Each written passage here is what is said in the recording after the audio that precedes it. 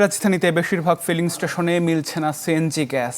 যেই ২-৪টি পাম্পে পাওয়া যাচ্ছে সেখানেও গ্যাসের চাপ কম, ফলে যানবাহনের দীর্ঘ লাইন। চাহিদা মেটাতে এক স্টেশন থেকে অন্য স্টেশনে ছুটে বেড়াচ্ছেন গ্রাহকরা। অনেকে আবার নিরুপায় হয়ে জ্বালানি তেল কিনছেন। নগদ নিয়ে এলো হার না মানা হার অফার। সর্বনিম্ন ১০,০০০ টাকা রেমিটেন্স নগদে পাঠালে থাকছে স্বর্ণের হার জেতার সুযোগ। সকাল গড়িয়ে দুপুর, বিকেল হয়ে সন্ধ্যা নামে, তবুও কমে না গ্যাসের অপেক্ষায় দাঁড়িয়ে থাকা গাড়ির সংখ্যা। কয়েক মাস আগে রাজধানীর তেলের পাম্পের দীর্ঘ লাইনের দৃশ্য এখন সিএনজি স্টেশনগুলোতে। এলএনজি টার্মিনালে ত্রুটির কারণে বাধাগ্রস্ত হচ্ছে সিএনজি গ্যাস সরবরাহ। ঘন্টার পর ঘন্টা লাইনে অপেক্ষার পরও মিলছে না কাঙ্ক্ষিত গ্যাস।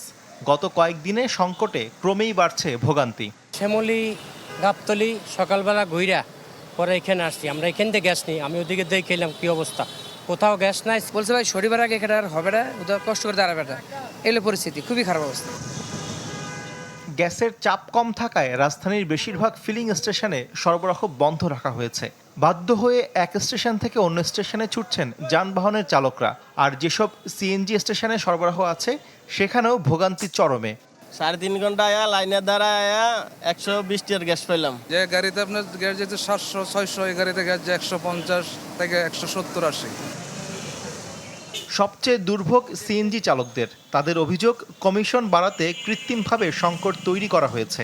লাইনে দাঁড়িয়ে গ্যাস সংগ্রহ করতেও হেনস্থার শিকার হচ্ছেন তারা। তারা এখন বর্তমান কমিশন পাঠাচ্ছে 8 টাকা, 13 টাকা নিতে চায়। তাহলে আমাদের গ্যাসের আসবো যাইয়া প্রায় 48 টাকা। তাহলে 48 টাকা গ্যাসের দাম আহে, তাহলে আমাদের অবস্থাটা কি হবে? তো যখন আপনাদের গ্যাসের সংকট, সিএনজি প্রাইভেট বলেন, সিএনজি তো কোথাও দাঁড়াইতে দিবই না। এটা হলো সবচাইতে বড় সমস্যা, মামলা দিব।